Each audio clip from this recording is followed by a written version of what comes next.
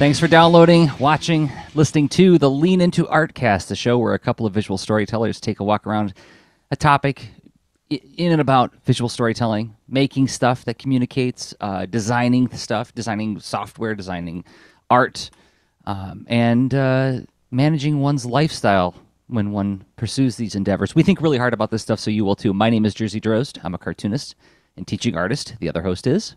Hi, I'm Rob Stenzinger, a user experience and game designer. Good to see you again, Rob. It's good to see you again also, Jerzy. It's good to be on the mend and not get sick again and all that stuff. And get together with you for some, I don't know, like thoughtful exploration on who knows. Let's say, for instance, some weird thing I put in my journal. I don't know. Some weird thing you put in your journal. Like, what could that be? Yeah. Well, okay. Well, okay. So you ever just have I mean, the things occur to you and you write them down, right? And then some of them are, I don't look at myself as like, capturing wise poetry. Like, was it like the swordsman Masashi Miyamoto, and when he wrote the Book of Five Rings, it was kind of like late in his career as a swordsman, right? Legendary swordsman in feudal Japan. Then he sort of captured his philosophy and like went away to do that. But yet, I don't know, sometimes things come out of my head or my mouth that are like, oh, okay, I want to capture that.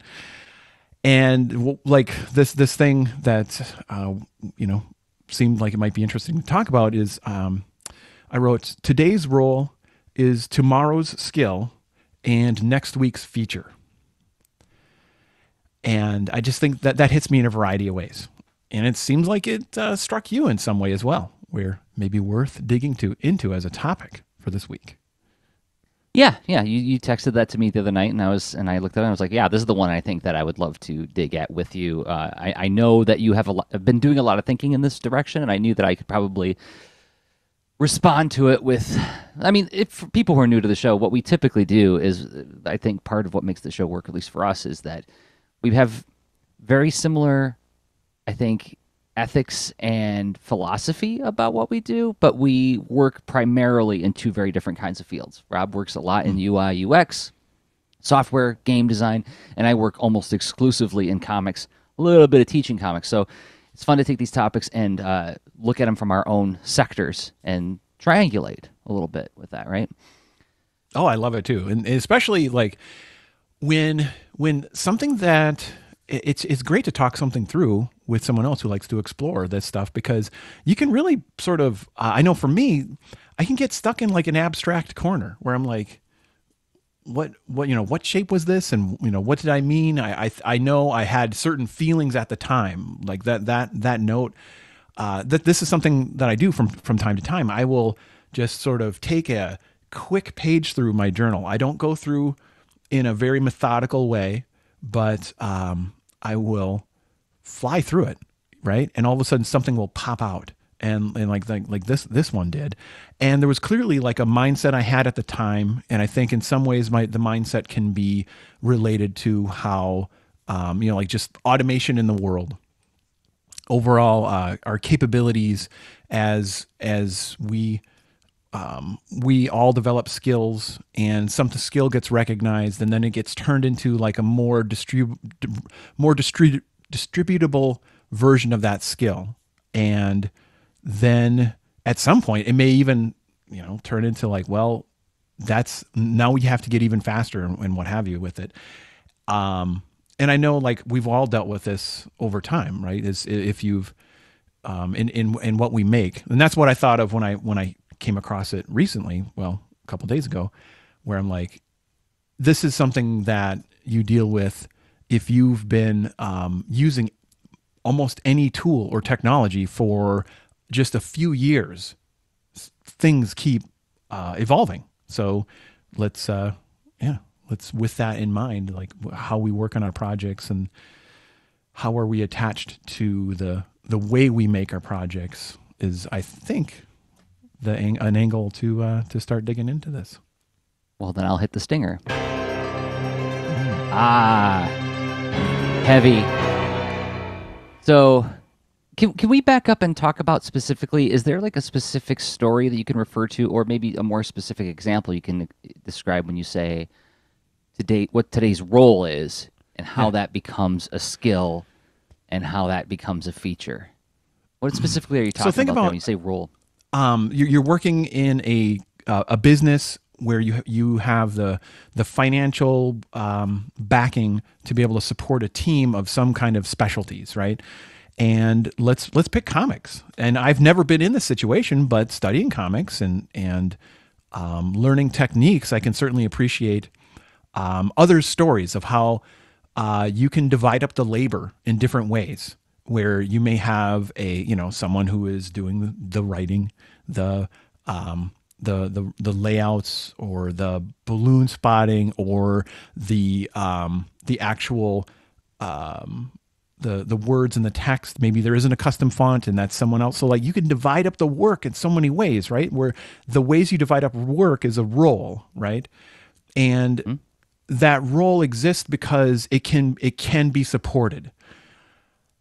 And the idea that it can be supported means it's somehow viable to say, well, we make enough creative work, we have the enough output, and we address a large enough market where there is profit in this endeavor. And it's actually better to divide up the work in these ways than to have it more ambiguous or more combined, right? To say, no, guess what? You're wearing every hat. That's your project alone. Go away and make that happen.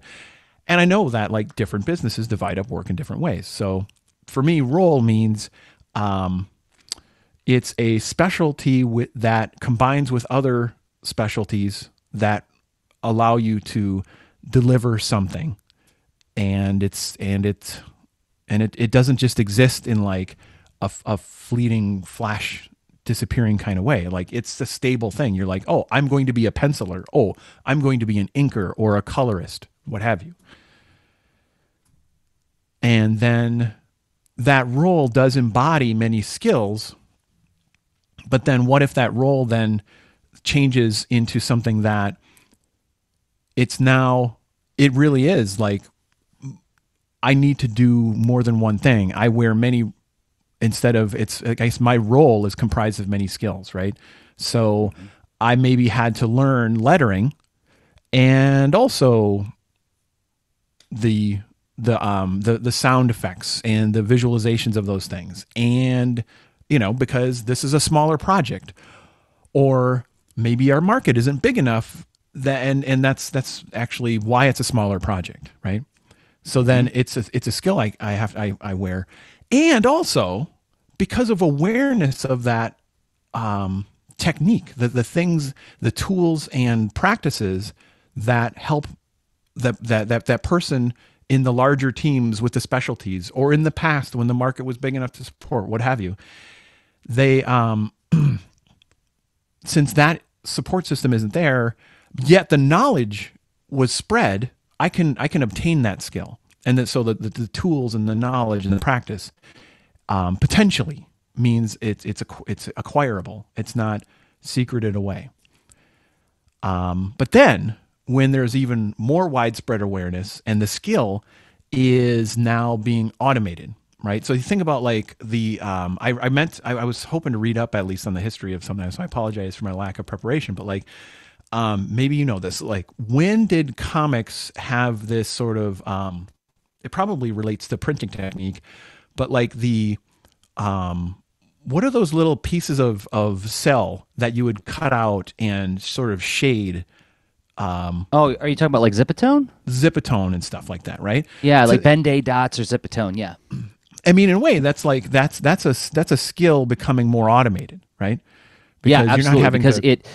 it's a mechanical pattern, mechanically produced pattern to create different degrees and gradations of shade on. And we've seen this if you read any manga, you see it all the time. It's used extensively in black and white manga, right? So like rather than the artist having to go in and use watercolor or pencil or some other technique to cross hatching to shade, they apply this adhesive backed cellophane with that mechanical pattern printed on it. So absolutely, yes, a form of automation.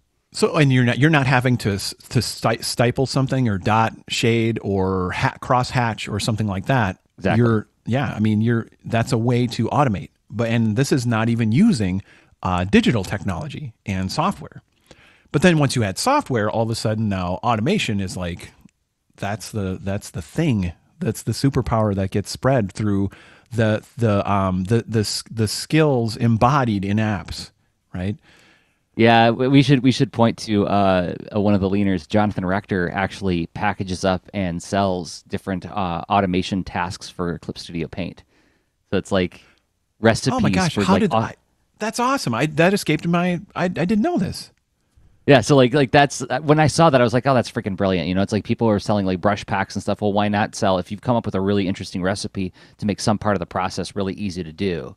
Why not package that up and turn it into some kind of way to monetize your work? Completely embodies this, right? Because we live Yeah. in this sort of ecosystem of people both practicing and um, you know either acquiring skill, or in some ways like acquiring skill through different means.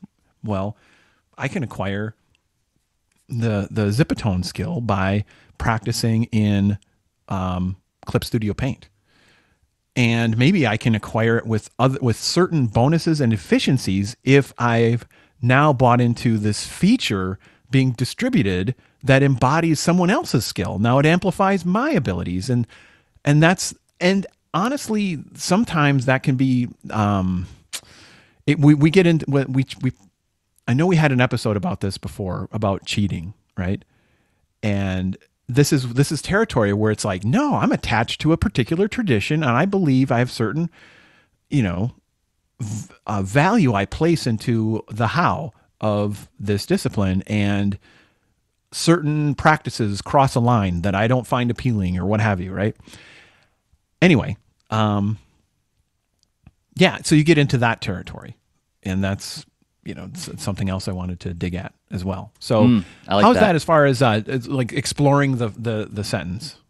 That Today's yeah, role, that was etc. terrific. And if I were to okay, so you talk about how you sometimes get caught in an abstraction bubble or an Oh my gosh, I'm so afraid of abstraction this. realm. Yes.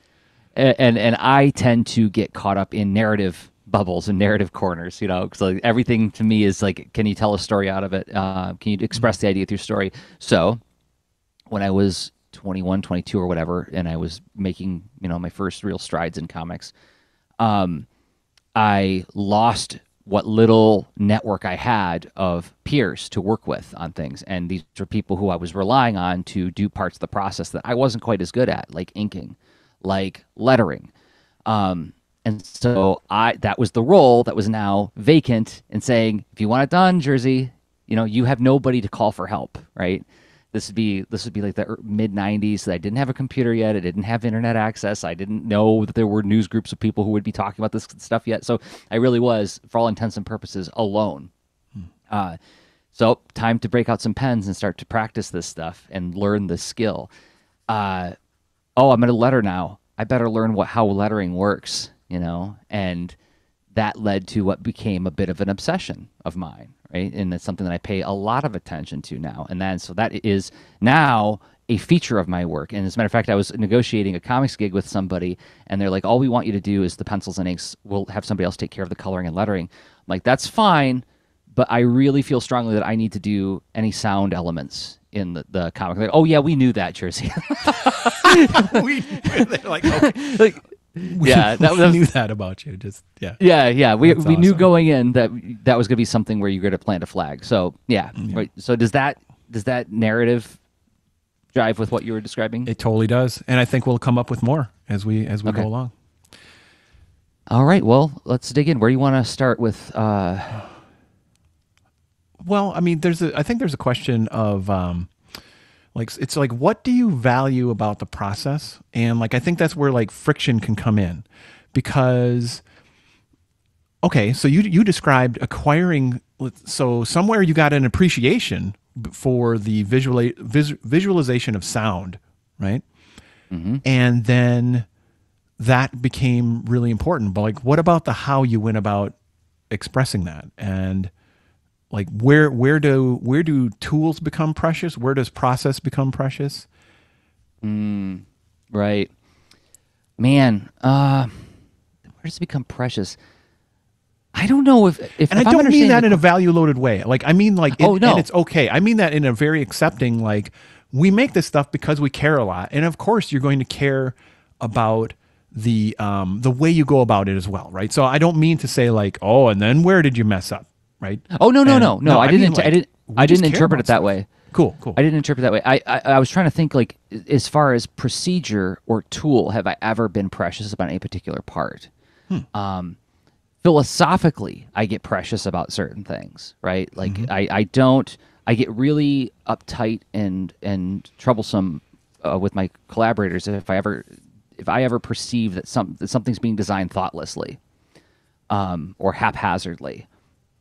But in terms of which tools to use, I mean, we're going to talk later on about leanintart.com/workshops, where I've got a workshop how to design sounds in Adobe Illustrator. And for a Hmm. long time, that was my primary tool of choice. In recent years, I've been doing it all in Clip Studio Paint, and I've been hand drawing in terms of like freehand drawing, not using a font and manipulating it. Like the Illustrator workshop really deals with taking a font and manipulating it to create use shape, size, line, and color to create a sense of sound quality and a sense of composition. So it's very much using design and art principles to communicate sound, but your base that you're starting with is a font.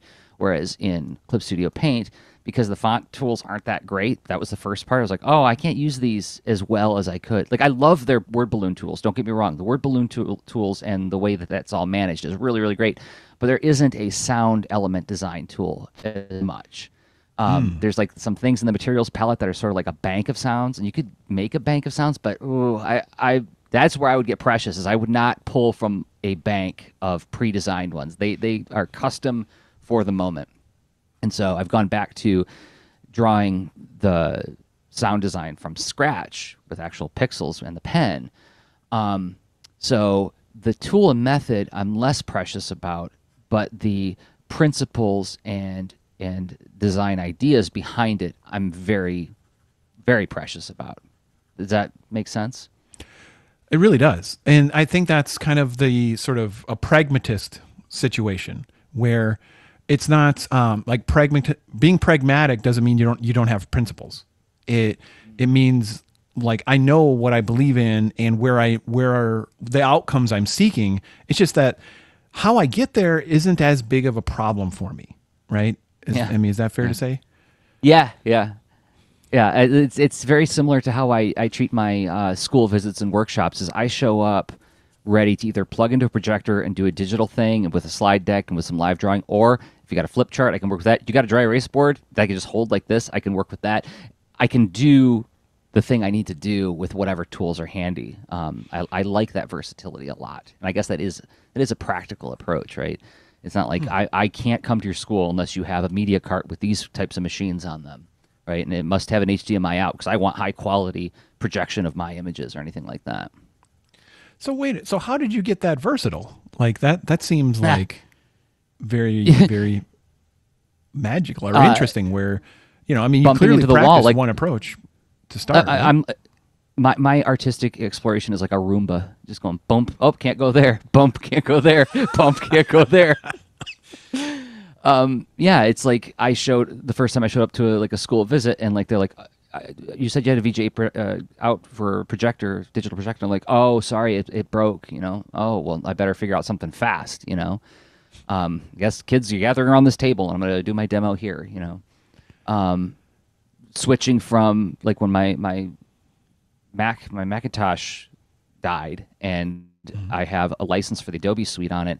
That I saw this as an opportunity. Well, let's switch to Windows because I've got the VioZ Canvas. Let's see if I can get by without the Adobe Suite. I mean, if I can't, I'll buy it again, right? I'll get the Windows license or get the monthly thing. But let's see if I can get by without it. Well, that leads to bumping into a new wall. I can't design sounds the way I typically did or historically did. Let's go back to the way I did it in the 90s when I was doing everything on the boards. So that's, let's see. So that's really interesting. Like, and so based on this idea of I don't know. I wonder if there's a mapping of the principles to this whole idea of roles and skill and feature, but like there is this almost like neither of us really represents the angle of the the the preciousness of a tool necessarily, right? Because I also when I was producing most of my comics a few years back, making Art Geek Zoo right when I first became a parent, and or just leading up to and then after, right? And I knew that a lot in my life was going to change as far as like what I had for blocks of time and these these foundations that just I wasn't worried about the VGA cable working or not in metaphorically, right? I knew what I had to work with and where and how. But the what where let's see, I knew what I wanted to do, but what I worked with and how had to become more flexible in order to stay productive and moving forward and whatnot. And I think that's where I started to get like extra pragmatic. But like, I don't want to undervalue how there are tools that have a historical and like a position of veneration and appreciation, right? Mm-hmm. Okay. No, I see what you're saying. And actually, I think I fall a little bit further toward the spectrum of certain kinds of preciousness than you in a sense. Clip Studio Paint for the last 4 years or so has become like, that's the defining factor of can I use this machine? So what I mean is that like if any artists have been paying attention, there's been a bevy of different kinds of computers you can draw on now, starting with the Microsoft Surface line, but then going all through what Lenovo's got them, Dell is doing them now, HP, Samsung has a laptop that flips around and you can use it like you can draw on it. It's got a Wacom digitizer. So these all have these different computers with digitizers on them to draw with. Primarily Windows, right? Mac doesn't have that yet, but they do have the iPad Pro, which I've used it before. It's beautiful. It's so light. It's a lovely device. But like, whenever anybody showed it to me, I'm like, yeah, but can you use Clip Studio Paint on it? Well, no. Well, then I'm out. That's the one thing that if you put that on there, then I'll think about it. But until that happens, I if I'm going to be sketching digitally, I don't want to be switching to another app like Sketchbook Pro, or as much as I like Layer Paint HD. It's like I don't want to be switching to all these other funny apps. I want to do everything in one, and because this one scratches so many itches for me. So yes, I'm precious. If I'm going to draw digitally, that's the one I want to use. And it even, it required some working around when I was doing Rockets, because Rockets had to be submitted in CMYK color, and Clip Studio Paint doesn't currently support that. So we had to like run like a special filter over the screen. So like there's like a toggle you can switch in CSP where it approximates what CMYK color looks like, but we still had to like turn it into a PDF afterwards and look at it on, another screen or in different apps to like Photoshop to verify that the colors were actually happening correctly. So it was like I was precious enough about it that it caused some static in a workflow. I think that counts as preciousness. Yeah, you get to a certain point where I guess there's you have trust. It's like if a project is a commitment, and whether it's to yourself or to a client or what have you, then you're like, well, okay, I'm going to use this because I know it will get me there.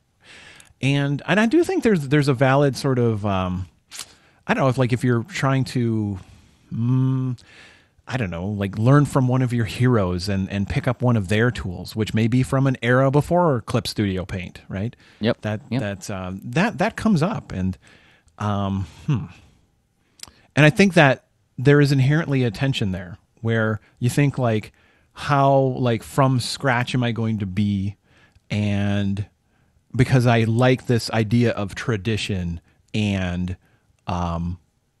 being a part of a lineage of how others have approached these creative challenges before me. Yeah. Well, there's not a huge lineage of Clip Studio Paint yet, right? Yeah, you're right. You're right. But like there is for using a crow quill on Bristol board, right? Yeah.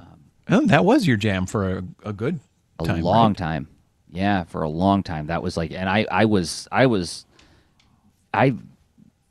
strongly resisted trying out new tools because it worked so well for me, and it again, I trusted it so much, and I was so aware of what its capabilities were that why would I go on a limb with anything else? Yeah, but even then, I remember when I was working on freelance gigs, I was always using the freelance work as an opportunity to test drive new approaches, and it felt like it was so low risk because it was freelance work that I didn't get to own, right? So if it was a little bit clumsy or if it failed a little bit in my estimation in terms of like did I fully understand the tool, did I fully optimize my use of it, it's okay. You know, it still looks good. The client's happy with it, but I don't have to feel like I'm carrying it with me the rest of my life, if that makes any sense.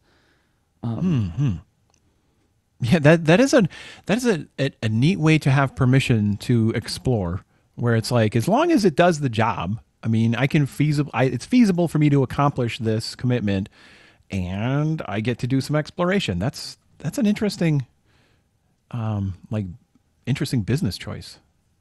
Seems, Yeah, it's something I personally try to watch for whenever I'm looking at potential gigs. yeah. As I look for what they want, I'm like, can I try something new here, both to keep it interesting for me, but also to constantly broaden my skill set. I guess, I mean, is it worth underlining that? Is that like, it's something if anybody's been paying any attention to the show over time, is probably deduced. We are both really hooked on the idea of learning new stuff. Oh, totally. And in part, I think for me, it comes from a place of, it's the challenge is fun. I like testing limits, and like there's something intrinsically rewarding about learning, even if it doesn't go that well, because then I'm like, well, all right, that's, I guess I'm not going to do that again. In for instance, like when I started to learn Manga Studio, Clip Studio Paint, I chose to do it without practicing it at all, and then try to do 24-hour comic day, and and hey, surprise, I didn't finish that one. Yeah. So, Man, I can only just imagine the frustration that one would feel about like 2 hours in as you're learning to like you probably picking up on enough to keep going, but probably like hitting those hiccups over and over and over again while watching the clock tick away. That's a high pressure situation. It was pressure and adapting, and yeah, it wasn't. It was, yeah. I had a fair amount of momentum until, because well, what's funny is like I did all the pencils analog, so I had let's see, essentially it's cardstock, 8.5 by 11 paper cut into 4, and then I would do my pencils in blue line super fast and rough, and then I took pictures of that. That was my background layer in Clip Studio Paint or Manga Studio at the time, and to have a foothold, to not be like, okay, I'm starting from nothing in this totally new tool. So yeah, there was a little bit of risk management going on there, right? Totally, because I knew the story I was going to tell. And yeah, that's so funny too, because so the skills, roles, tools, and I wonder if like, so some of this too like really seems to be, I mean, it depends on the project I'm working on and the sort of ecosystem I'm participating in, as to like really how many hats do I have to wear? For let's say I've gone through, and then this other tension thing that may be a good thing to explore later, but like. I'm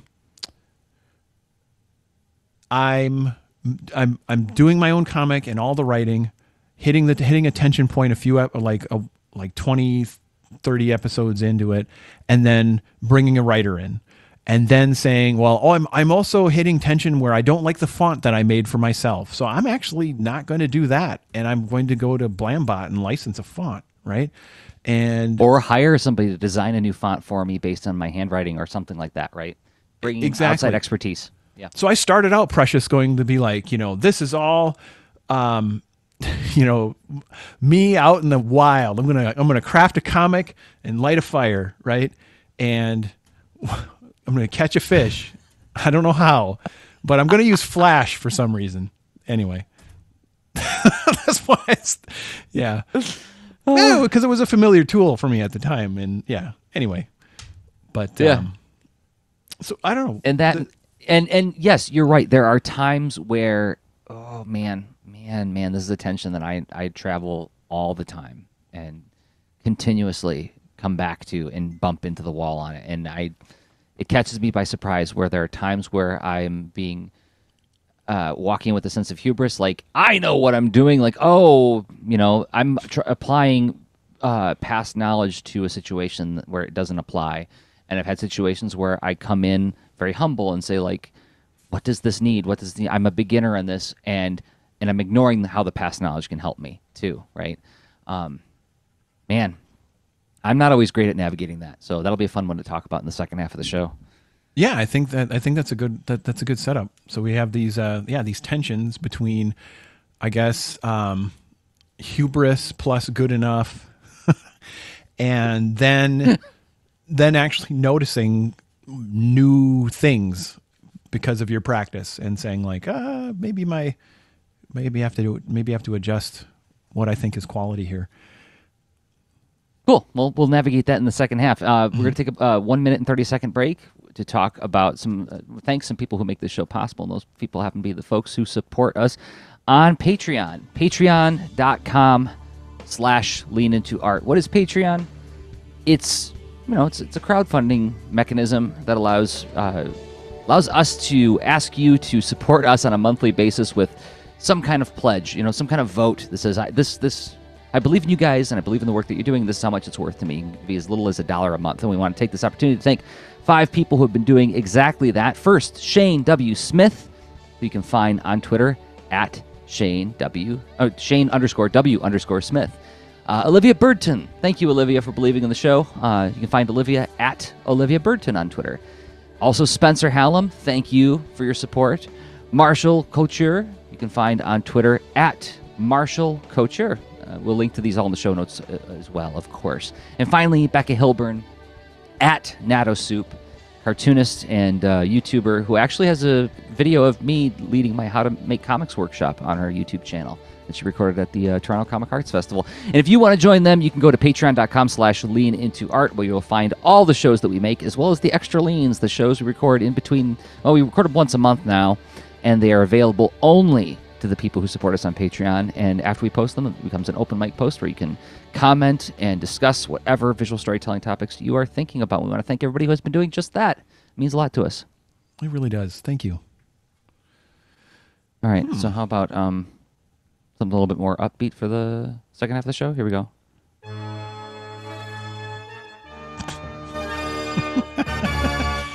We stepped it in again. Is that upbeat? Right. Well, those are the title card music for He-Man and the Masters of the Universe. Oh, okay. I don't think I use them that often. It's tonally, I guess it's tonally ambiguous. I'm not like a music theory expert or what have you, but like, I guess it doesn't end like it goes dun dun dun da da, and it doesn't go dun dun dun blah. I guess it kind of stays in the middle. Yeah. So they always. I could go on for hours about the soundtrack of that show and why I love it so much, but I love that it is because it's like a sword and sorcery barbarian show with technology and science fiction, and so they do this kind of weird mishmash with the music too, where they use synth, but then also they have like all these like low sounding mysterious tunes to the soundtrack. Anyway, another time, another episode. Let's talk about navigating tensions as you teased. Okay, so let's say, in that whole progression, and you're having to just navigate and pick, like, well, I'm going to have to use apps and techniques and things because like I will not be able to produce the product without some kind of automation, some kind of enabling technology and technique. And then maybe I have some budget to be like, well, I will be okay with having some roughness to some of my output, knowing that I feel pretty confident as I practice, I'll be able to tighten it up, right? And then, yeah, it's just that's a funny place to be because maybe, like, guaranteed. Like, I don't mean to say, check out my comic and it drives. Like, I have no ads. Like, go ahead and check it out. Like, you're not getting pinged by. I'm not monetizing it, so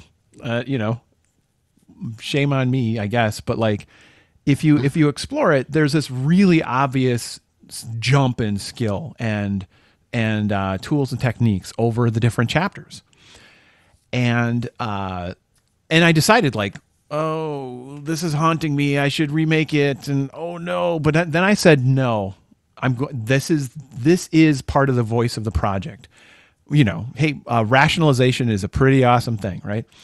And that that helped me, continue, even though there's a lot of cohesion and consistency problems, right? That's this isn't like subtle stuff like Charlie Brown looks kind of weird a while back, but then a decade later it's like, oh, that's the one I recognize. No, it's like Pink Floyd The Wall craziness going on as far as differences in style. Anyway, but at the same, so at like being confident enough to share your work, and then getting to a certain point where you're like, well, these tools and techniques and things that I'm adopting in their current mix my output isn't of a high enough quality where it would be recognized as high quality from people that I wish would recognize it as high quality. I don't know if that's a... Yeah, I am always thinking about this. So, case in point, I'll do a specific narrative because that's my tool bag, my knee jerk that I always go back to. I'm always thinking about, no matter what I'm experimenting with, where it will be seen, who it will be seen by, and what opportunities it will prepare me for, right? So, like, going back to that Kazuki Buishi quote is like, instead of looking for opportunities, try preparing for opportunities. I think about that, right? It's like the stuff I'm building now is creating a breadcrumb trail to that it also a narrative of who I am and what I stand for and what I believe in, what I'm good at, right? And that has been proven to me by the fact that certain people have sought me out based on the work that I've created and said, because of this, we think you'd be perfect for this, right? So when I'm experimenting, I'm thinking about that. Now, how much does that affect the work and how I approach it? It can affect it quite a bit, right? Because I'll be thinking about, well, if I do it this way, if I use this kind of automation or this kind of like method to speed up the process, I'll deliver something that's pretty good. Is it good enough? So say if I decide to package it up and try to sell it, or not sell it, but rather get it published by Image Comics, right? Is it that good? Or is the roughness that is a result of the expediency that I needed in order to be able to put it out with the resources that I have? Is that going to deter it from going as far as I might want it to, right? Yeah, that's a tension. I mean, that's the only way to say it. Is I don't think that there's an answer there. I think that that's a tension that you navigate and you make various choices based on where you think the breaking point is for you. And I think, and it's a really complex tension because it is the interaction of a variety of ingredients that whatever's creating the tension for you and the interaction of those ingredients could be totally different for whoever's consuming it. Because there's I'm going through a lot of, planning and well, not just planning, but like testing assumptions and ideas for the game and comic I'm working on. And let's see, because I'm trying to be informed by, others interesting works that have had success and whatnot. There's a particular sort of 2D side scrolling thing called Alien Hominid that came out a while back, and the art style has a sort of this very stylized, hand drawn. I don't know what to say. It's like it's not overly rendered, right? It's not overly realistic and representational, but like in the ideas are clear. The fun and it doesn't get in the way of the enjoyment and the character of the game, right? So you again, like the ingredients and how they interact with one another in the hands of who you're bringing this product to. That's the audience, the end user. They are the ones that matter most. And I mean, there's a lot of works that you can see like that have a roughness to them in some form, but like the creators, I don't know. Like I remember looking back at like some of the and it's not, I'm no historian or expert on this, but like some of the old like Teenage Mutant Ninja Turtle comics and going like, wow, that doesn't look like the show. Yeah. The original Eastman Laird ones, yeah. Yeah, and but whatever they did their job to like get this idea into the world and give it a foothold and stuff. So that's the kind of thing I'm trying to play with now with these projects, is to think about, like we've talked about in the past, I'm navigating tensions of like, well, maybe I bring in collaborators again, and I need to test and think about where and how, and do I have enough specifics about the project where it's the right time and that kind of stuff. And then if I don't, then how am I going to explore and develop it, right? So let me just pull up an image of Alien Hominid since you were talking about it. Is this what you're talking about? Yeah.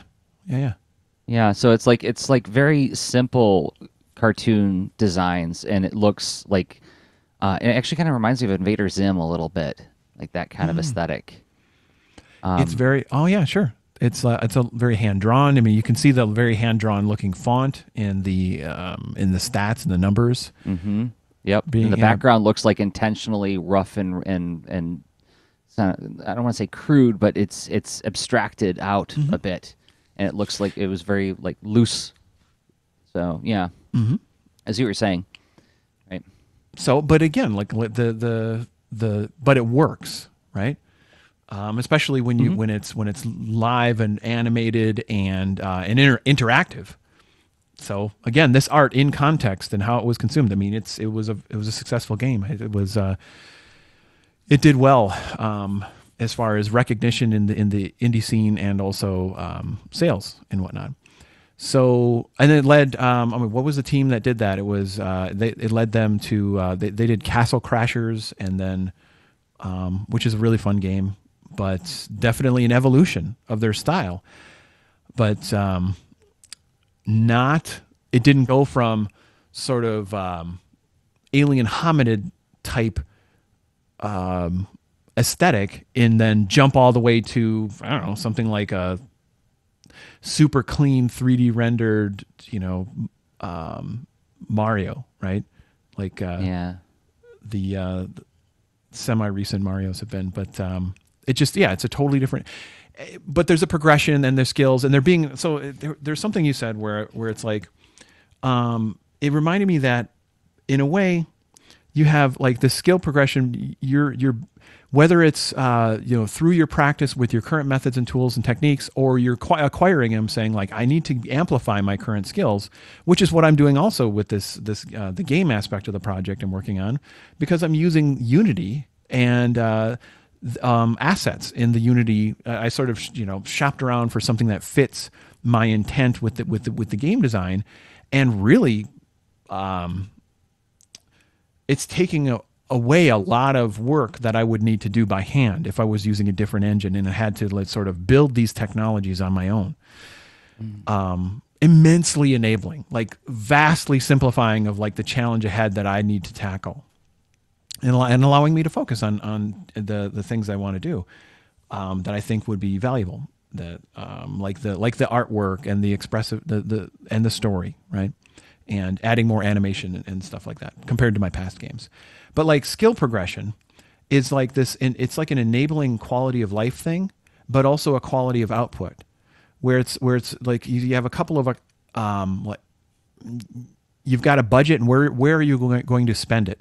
Where it's like you can produce the kind of artwork that would impress some particular audience faster, but then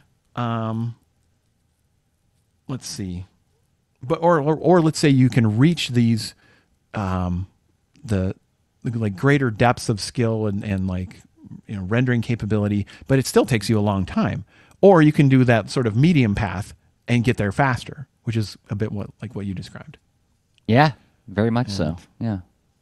But and then how that interacts with your work, and you're navigating this tension of like, well, all right, between the features and skills I'm acquiring versus with the stuff I license. Oh, I bought those things from Jonathan Rector's store. Oh, I bought those Friendin paintbrushes and stuff like that. This is tackling different problems I had. How am I going to let this now affect the work? And I don't know. That's how are you going to let that affect the work, and how? Man, I don't have any kind of easy summary statement on that, other than to say like that's the battle of almost every gig. Every project and every freelance gig I take, I'm looking for how can I do this as quickly and as easily as possible. I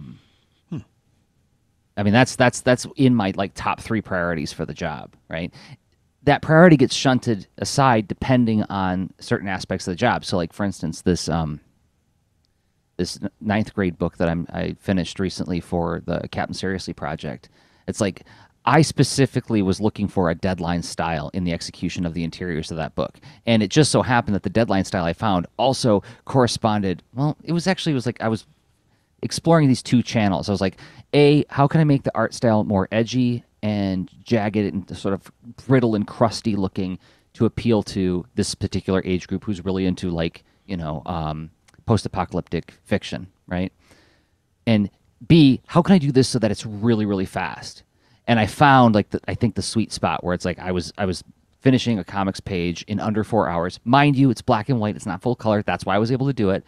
But when it came to doing the cover, I knew that this cover had to be something that arrested the kids and made them feel like this is serious work. This isn't the fun, vibrant, colorful comic that you've grown up with.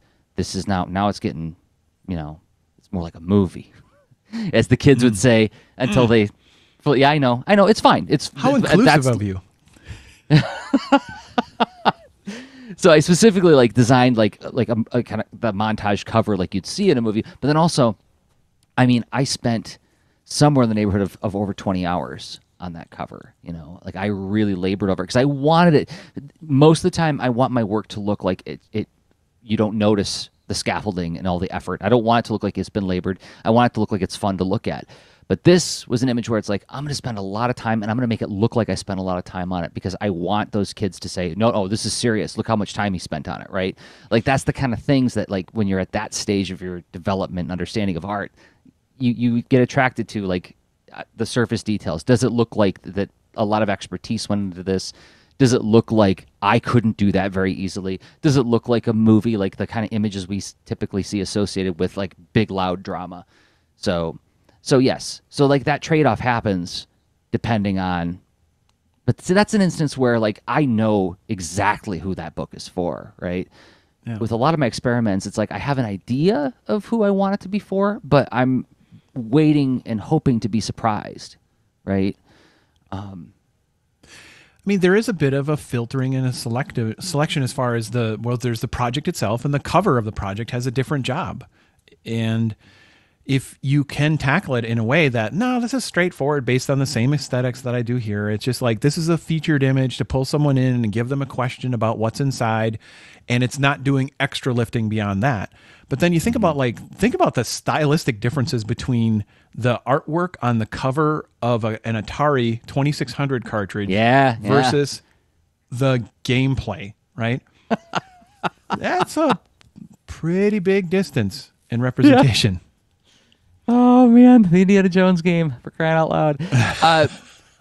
Shadowing Tronics, Troy in the chat has a question about something I was just talking about. Like, what's a deadline style, a deadline technique, or however you termed it? I think I used the term deadline style, and I actually borrowed that term from John Romita Jr. Years ago. I heard an interview with him, and anybody who's like followed his work in comics knows that, like, when you look at his early work, it looks very similar to the style his father, John Romita Sr., used. But then in like around the late 80s, early 90s, he developed what is his current style, and it's this kind of jagged kind of, and this is where I was actually thinking about him when I was developing the style for Captain Seriously.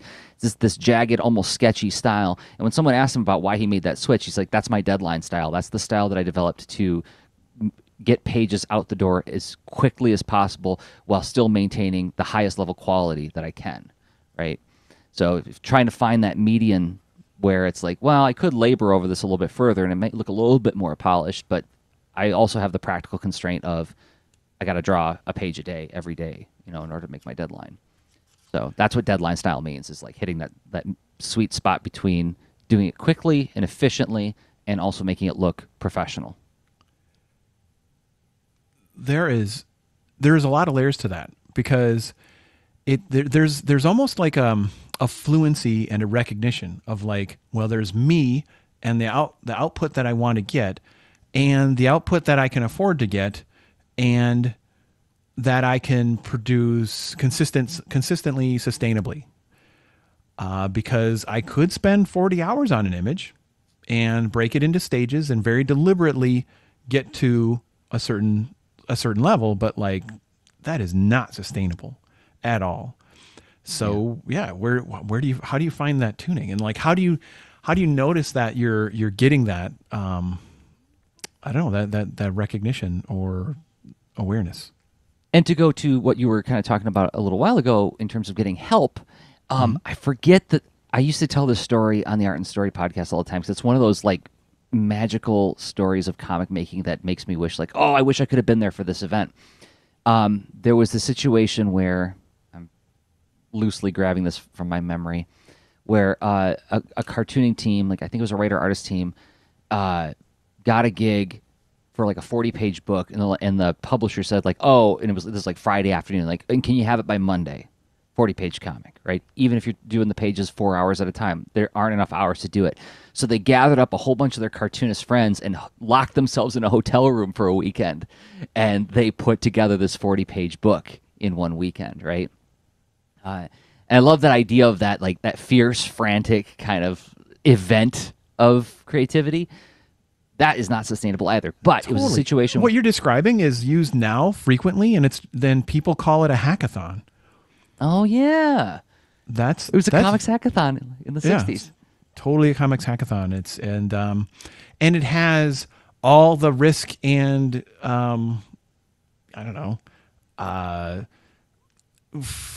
cavalier relationship with risk that a hackathon has.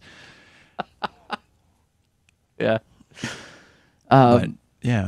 But what it also demonstrates is this idea of there's going to be times where it's like, we only have so much resources, and however precious we may be, there's going to be times where if we really want this thing, like, or let me ask you, how do you know when, let's say you've got all these different meters, use like the over 9,000 example, I know it's readily available to you, but there's all these different meters, and you have all these meters are like pouring into, like, you can like adjust this meter to like make that meter grow, like, okay, I'm going to take a little bit out of this particular kind of strength and add it to this kind of strength.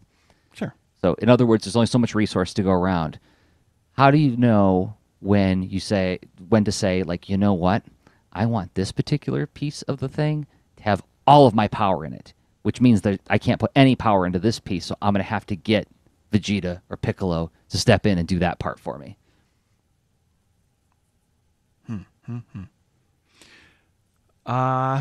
Should we try to make that our Our final thought. incredibly interesting and challenging final thought? Yeah. That's the way we like to do it. We like to give ourselves like a big one for the final thought. Final thought can't just be like a quiet little contemplative thing. It has to be like, oh, let's really throw a gigantic, ambiguous, complex thing at ourselves and see how we can whack a little tiny chunk off of it. All right. So how about in 1 minute and 30 seconds or so, we will come back with our final thought for the day or the week. But before we do that, we got to thank a couple more people who make this show possible. Those people happen to be you and me, Rob. We make stuff. Yay. And the stuff that we make and the experiences that we have making the stuff informs the show that you're listening to now.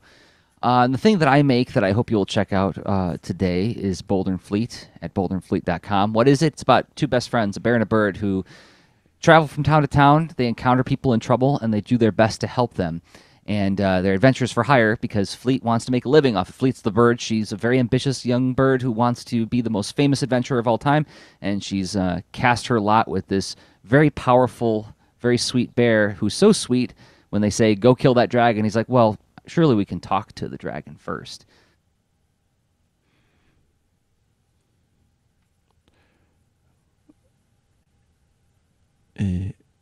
Let's see here. Did I lose internet connection, or did Jerzy lose internet connection?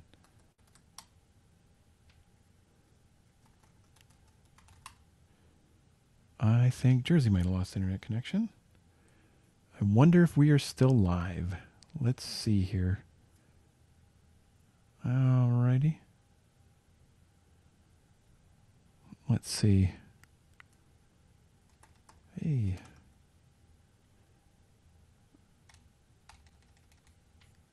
All right. Doing a little chat.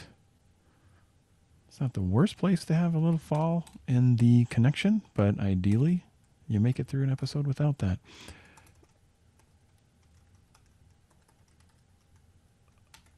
All right. Okay. So thanks, Shadowing, for answering my thinking out loud question. Okay. So Jerzy fell off. And let's see. So he was doing a fantastic ad for Boulder and Fleet.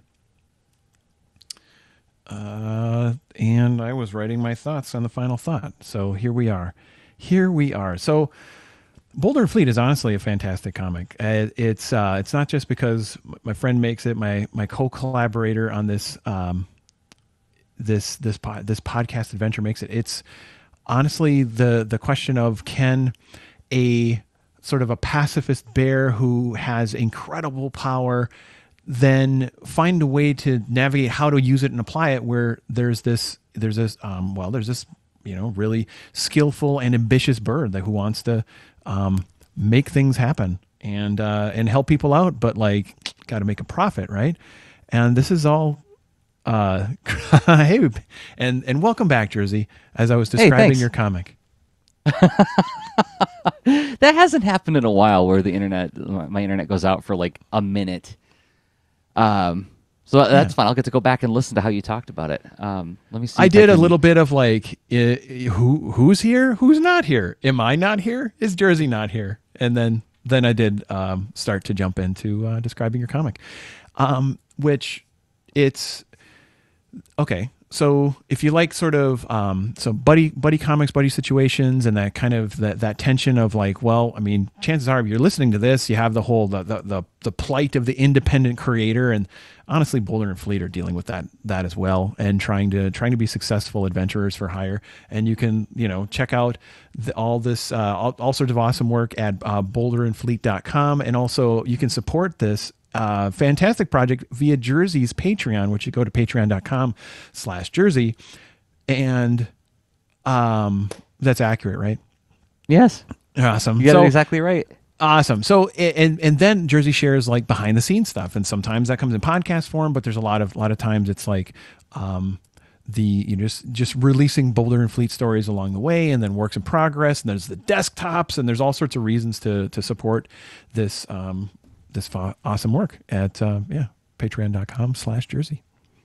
All right, Rob, you make a game. I'm going to pull up the game and play it in just a second while you talk about All it. right, super So cool. let me do that. Yeah. So the game that I want to mention today it's called This Panda Needs You. And yeah, that's a call to action because it turns out this panda does need you. It's not going to be, to dodge all sorts of violent, scary things. It's just, well, you know what? This panda's in like this really mellow bamboo forest, some nice hills and background and stuff, and encounters these puzzles. These puzzles are all solved when the panda shows up. But then a cloud, boom, knocks them all down, doing what clouds do, blowing stuff, right?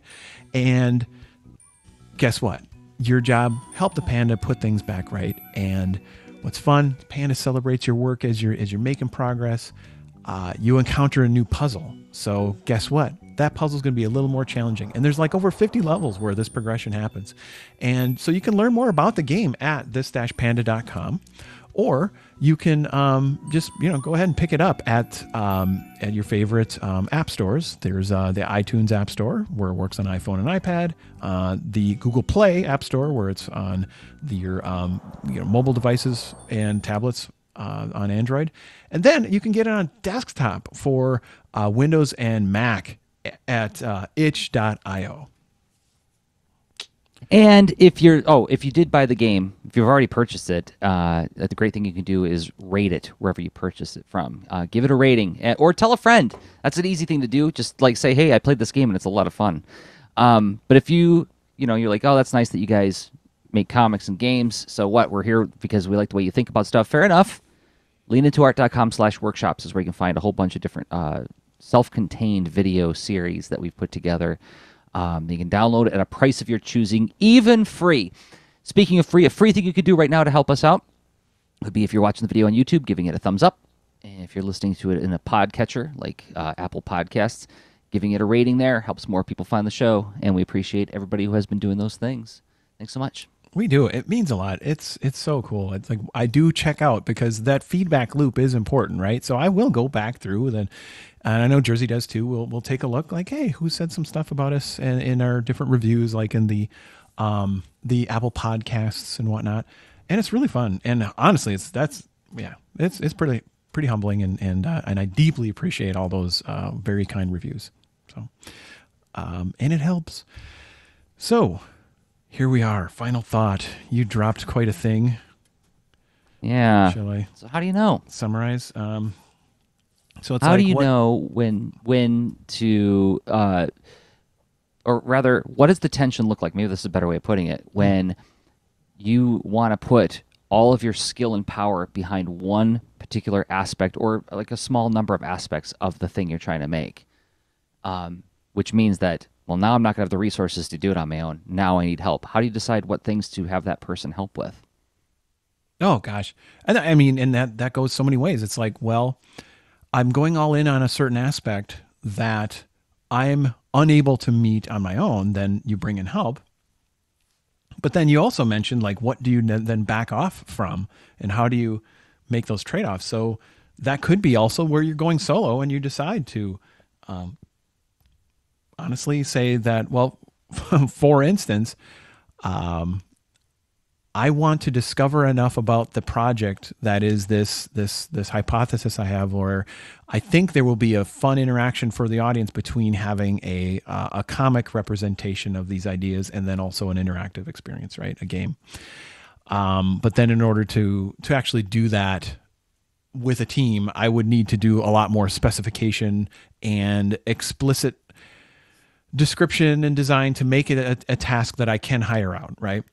And then I'm like, well, gosh, that's a constraint. So in the absence of that, well, what do I do to describe the thing, but like make a small version of the thing? So that's that's like a little bit of encountering constraints, and then the constraints are helping me inform how do I navigate. It's because I think in the past, what it looks like if you don't choose to navigate, I feel like I've run into before, where it's the force field of perfectionism and even like exuberant, infinite adaptation. right? Where it's like, I'm learning, woohoo. Uh-oh, this thing changed. I better learn something new. I'm learning, woohoo, and keep going. And like that was I had a game project, Genhanu, that had a huge issue with that sort of dynamic. And as such, I mean, no really great version of it came into the world. So based on that, I really am open to navigating the trade-offs, which I think some people are just, they show up and they're more pragmatic than I was, right? And they're like, okay, I know I got to make trade-offs. Well, that's cool. I tried to not make trade-offs and didn't work. So what aspects do you go all in? What aspects do you avoid? What aspects do you hire out? I know what I wanted to hire out, right? But like when I think you've actually navigated this really well, where I think you've had projects where you've hired out components and because they were more able to be hired out, right? Yeah, for sure. I mean, I hired Rachel Polk a couple years ago to do all of the coloring on a few comics that I was working on, and that was a situation where I felt like the risk was manageable in that Rachel had worked with me for a long time, and she was familiar enough with the project that I didn't have to give her a lot of parameters, right? It was like, the style I'm going for. You've seen what this thing has looked like in the past. Get close to that, but I'm not going to be prescriptive about, what colors you choose for, non-character elements or for backgrounds or things like that, right? The characters obviously have that model sheet, stick to this, but in terms of like what lighting you choose and what kind of tonal colors you choose, I'm not going to give you a lot of direction on that. I want you to play with that, right? So I didn't have to come up with like a lot. I didn't have to walk or develop a lot of story Bible stuff because it already existed in the form of pre-existing books, right? But okay. But tying it back to the idea that today's role is tomorrow's skill and next week's feature, like you're in a situation where you had role clarity, right? Yeah. And that's a pretty good sign of like, hey, this is a piece that could be broken off without a lot of risk. So even though there was like, you had flexibility about technique and whatnot, like you weren't seeking to micromanage that role, but that didn't create a lot of risk because the role was clear. Right? Yeah. The role was clearly defined. It was something that, in this case, I think it was helped by the fact that I already knew how to do it. So, right, I knew what I was asking for. It was very easy for me to. And I think that's something we've talked about off mic is this idea that, like, when I am being approached by a client, I really like to know exactly what they're asking for. It makes me feel a lot more comfortable about saying yes to something because I can envision it. And I've always been a little more hesitant when there's like a little bit of fuzziness around the edge. Well, it could be 15 pages, could be 20 pages. Let's find out together. If I'm being hired, Yeah. If I'm being hired, I'm making a commitment to something. I want to know when the beginning, middle, and end of that thing is. When is it expected? When is it? So, yeah, role clarity, super important. I think the best foothold I have on that for the projects I'm working on right now is the music aspect of the game project. That is like the most well suited and clear role that I can actually pretty easily specify. And so, yeah, and put a signal into the world of like, well, here's my project or budget and what I need. And then that's definitely something that would where I don't have to go all in on. But I do hope in a future iteration of this thing, new chapters for the game, new chapters for the comic, that I have more clarity to be able to do that with more roles. Mm-hmm. I think that's a great final thought. I think we chopped that out enough. I think we did a podcast, Rob. I think so too. It's like it's like the progress bar hit like 99% and you're like, it's done. It's good. There's like 30 seconds left in this workout, but no, we're good. All right. Well, I'm joking. I think we really did it. Just well, it was fun. And I hope that the people who watched, listened, and downloaded had fun too. We record the show every week, Thursday nights at 10 p.m. Eastern, 9 p.m. Central time in the United States. And then it's collected as a podcast on patreon.com/lean into art and on YouTube on this channel. If you're watching it on YouTube, if you haven't already, subscribe to the channel and give the video a thumbs up. And we'll be back next week with another entry. And until then, I have been Jerzy Drozd of leanintoart.com and Jerzy Drozd on Instagram. And I've been Rob Stenzinger of leanintoart.com and Rob Stenzinger on Instagram. Okay, bye. Show notes for this episode can be found at leanintoart.com. You can also follow us on Twitter at the user leanintoart, and you can reach us via email at leanintoart@gmail.com. And remember, leaners aren't wieners. Thanks for listening.